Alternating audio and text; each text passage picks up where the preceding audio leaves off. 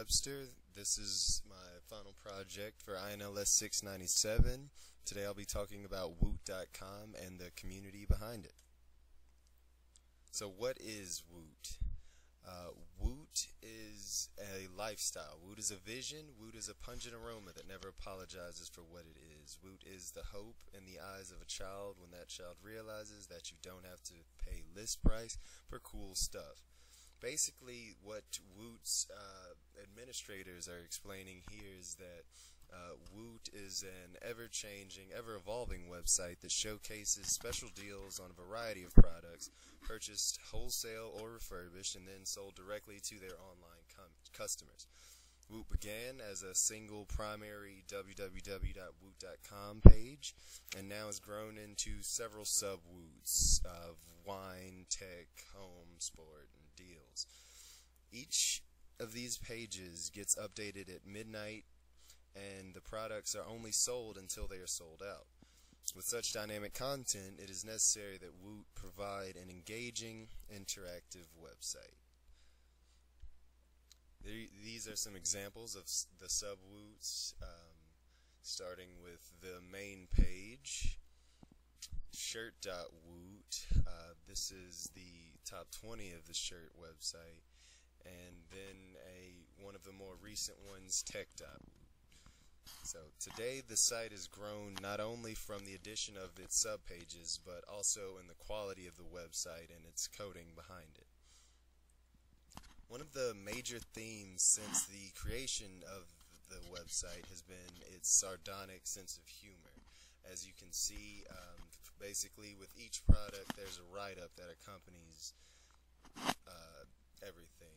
Today's Woot write-up is there's going to be a showdown between you and your crotchety neighbors. Basically, they're selling a sound bar, but they go a step further to add a little point in there. They write poignant, personalized descriptions for each device and item, and it's the commentary by these administrators as well as other members in the community that keep people returning for tomorrow's Woot. An example of the community, here's another interactive part of the web page. They show a scroll bar that gives different comments, the things that other people have said about a product, so that when you buy something, you're not just taking their word for it, you're also getting some community opinion. The more classical customers, they also include a features page for if you're just looking to make a quick purchase and you want to know about the product. That way you can learn the size of the speakers, the amperage, things like that, the rote necessary business information. Employing Google Analytics, the site also provides some additional features telling you how many people bought a specific product, how many of the product they bought, the first person to buy one, the speed at which they bought it, things that might seem kind of arbitrary to other people, but this finely calculated information also is a means of persuading wary purchasers. Basically, the theory there is that no one wants to be the only person buying something, but they might be interested in being the first or the only one from their state or the most senior Wooter to buy one. Again, they also show some examples of graphs, sales per hour, and a heat map of the United States with the most Wooters wooting at the time. The top comments incorporate the opinions and concerns of regular Wooters. Basically, the site uses this for customers to feel more comfortable buying things based on customer reviews rather than just their own information.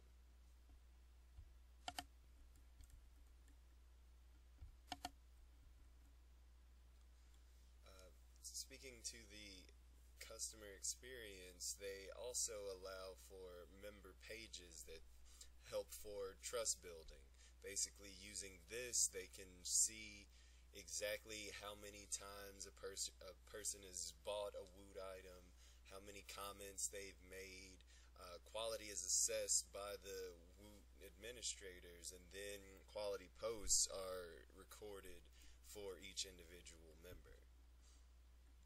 Also, you can tell certain information about them, how many products they've bought, how many posts they've made, and when they joined Woot, as well as their rep, their quality of posts per, 100 posts.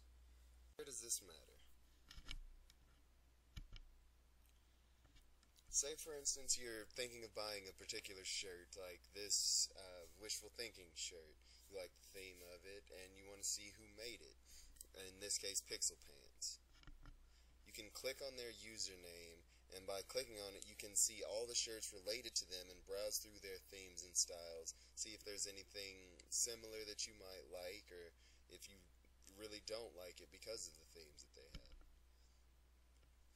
In addition, you can also see if someone posts several community source deals, things that they found on the internet that they thought were interesting, and you can either share that opinion and browse through all of their different source deals, or you can look and see just how many posts they've made and the quality of posts as indicated on the left of your screen, starting with the 39, which is user upvotes. But you don't have to take my word for it. Let's see what some of the scholars have to say about this type of community. From counterculture to cyberculture, we read that science fiction is one of the most underrated influences on our culture and science itself.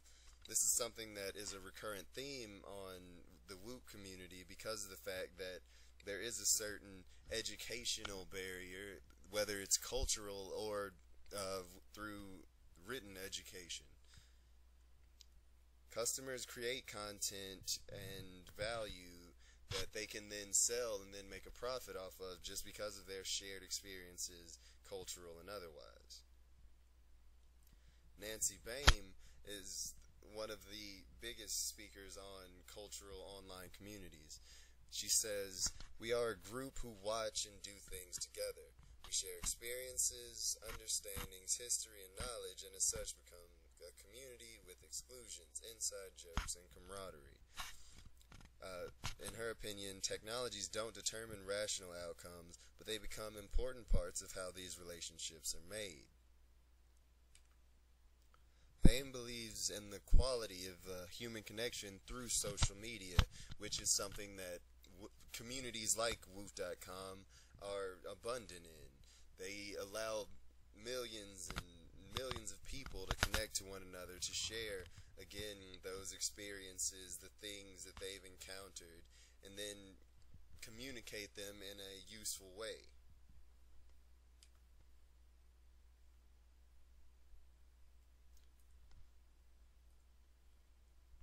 Moving on, Barry Wellman offers his law of media conservation, the golden rule. Email me, I email you back. Phone me, I'll phone you back. Basically saying if you want someone to help you with something, you have to help them, and whatever form your help takes, theirs will likely correspond. This applies to upvotes as with Wooters, as with t-shirts, as I've noticed that a lot of times similar people that continually post t-shirts, that continually post community source deals that are popular and range around a certain theme, often get some of the same people voting for them, and then in turn vote for those people. He goes on to say the world is composed of more consumers than producers of information. Basically, for every one poster, anyone who posts, there are thousands more lurkers. I am one of the lurkers, for instance, because not everyone has access to the content, and not everyone has the creativity to create new products and new posts online, but everyone, the millions of people, can all contribute in a valuable way, saying what they do and don't like, and thereby increasing the value of the website itself. Going on to the 6 degrees of Kevin Bacon discussion. Or rather, this links directly to the 6 degrees of Kevin Bacon discussion, where we realize that hubs exist. There are only basically a few websites that have thousands of links, but most have a few. Most of the wooters have only a few things that they've bought, but there are several that have hundreds and thousands of things that they've bought. The same goes for posts. Several have hundreds and thousands of links and comments that they've made, but most just have a few.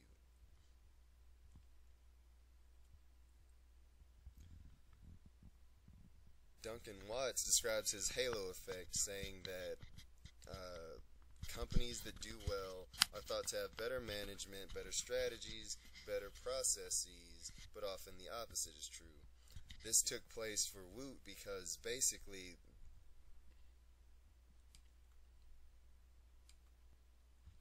they took a theme, a principle that was already in use, the deal a day type marketing strategy, and then came up with a way to make their site special. Using their sense of humor, they gave the customers something else that they want. For instance, the Woot Offs, where they sell, rather than the same way that they usually do, just selling one product a day, a Woot Off, they'll clear their inventory by selling anything that they still have, anything that didn't sell out, and then as soon as that sells out, they'll move on to the next product. This encourages rapid fire impulse buying and keeps their customers entertained.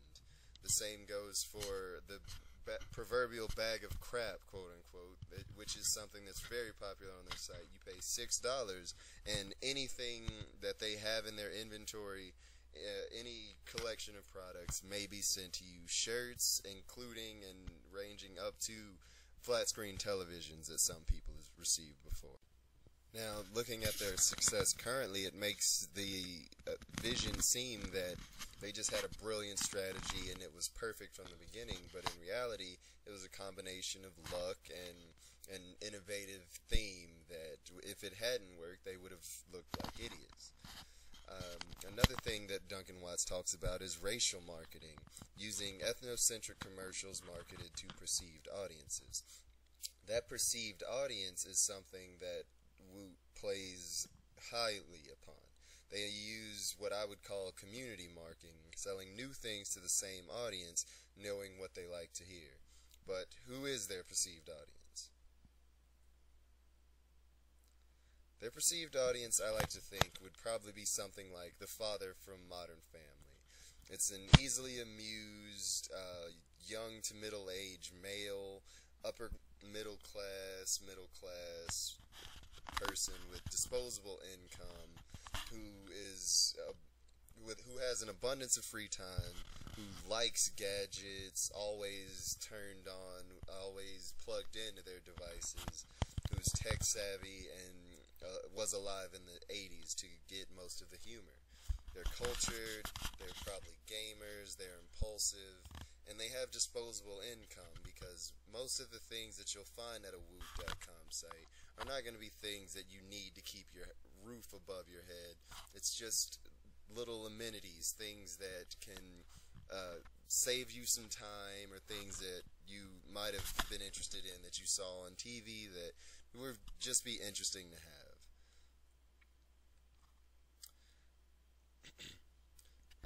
Barabasi, in his article about bursts, says if you know a human's past positions with a 93% probability, you can predict their future positions.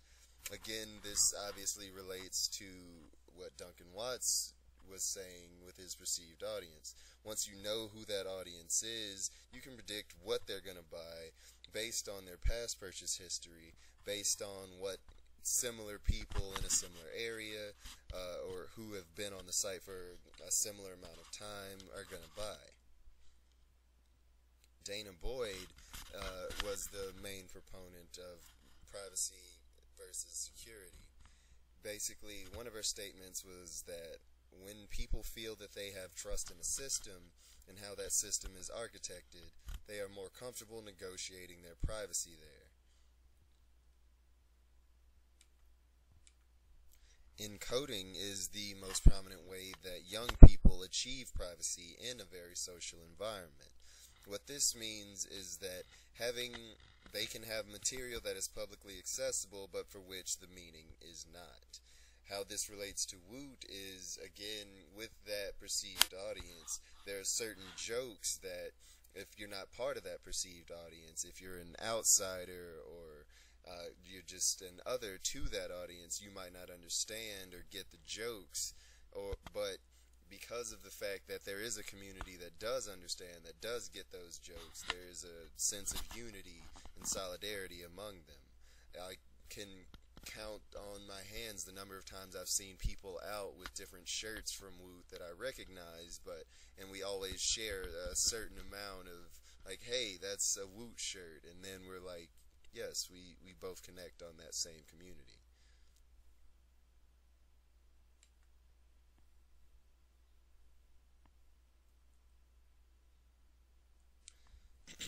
Kirby Ferguson in Everything is a Remix speaks to loss aversion. Ferguson argues that we can't produce anything new until we are fluent in the language of our domain. Again, I'll use the example of shirt.woot. Many of these shirts tell the same stories, reimagine complex equations, or change perspective on nostalgic themes. Designs get traded, mixed, matched, and transformed, and then are reproduced and sold, commodified to their new audience. The book I read for my report, Cory Doctorow and Charles Strauss, Rapture of the Nerds, there were a lot of good points that relate to this type of community. For instance, there's always someone who, in their opinion, unaccountably carries the let's lick the frozen fence post gene. There's always this geek who will do it because it's a historical, technical imperative. Basically, what they are saying here is that technology is a self-hating field. Every invention looks to make the last invention obsolete. When we get the phonograph, we're already thinking about television. Once we get TV, we need it in HD, and then, of course, we have to have it in 3D. Doctorow and Strauss know that that pole has to be licked, and Woot keeps the pole lickers supplied with a captive audience. The people who have to invent this product, even when it's something unnecessary, even when it's something that's niche, there are people online in communities like Woot that will always be readily available to purchase them.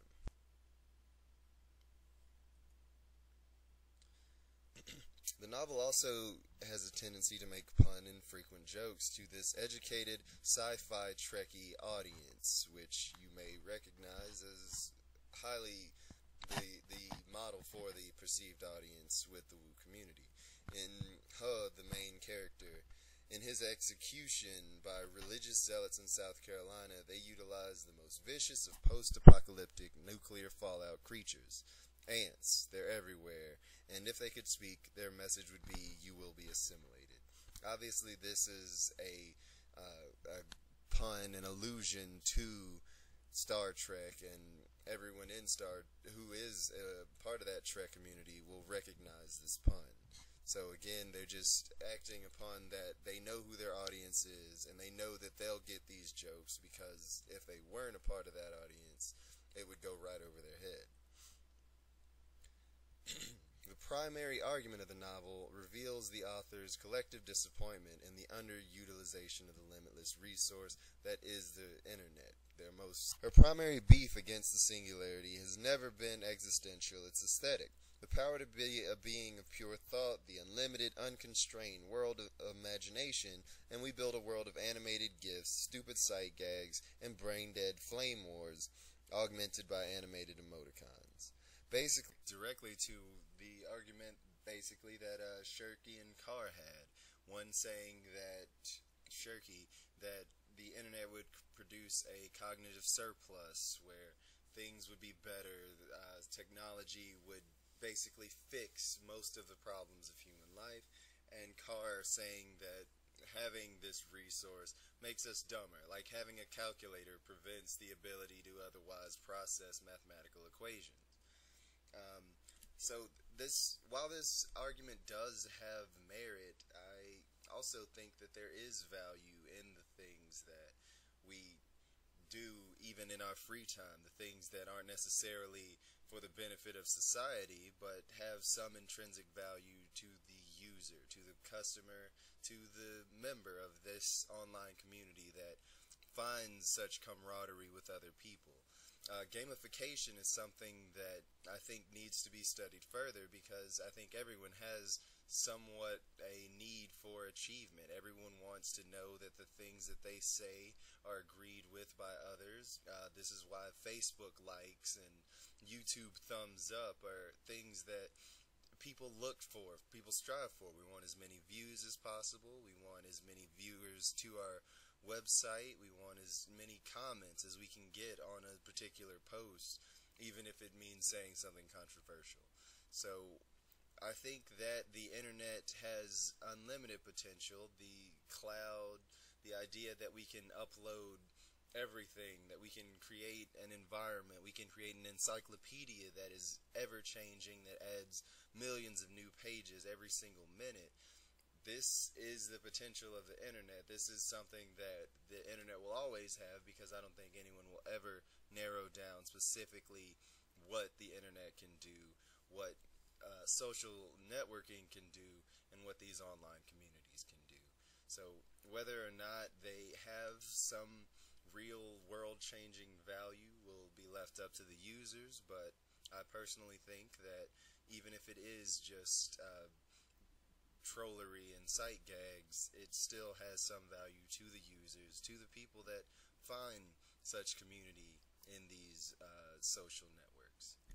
So thank you for listening, and that has been my presentation on the Woot.com community.